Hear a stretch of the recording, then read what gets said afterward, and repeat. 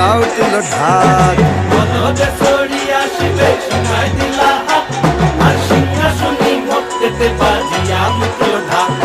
শিবের সনে কার্তিক গণেশ লক্ষ্মী সরস্বতী, শিবের সঙ্গে কার্তিক গণেশ লক্ষ্মী সরস্বতী।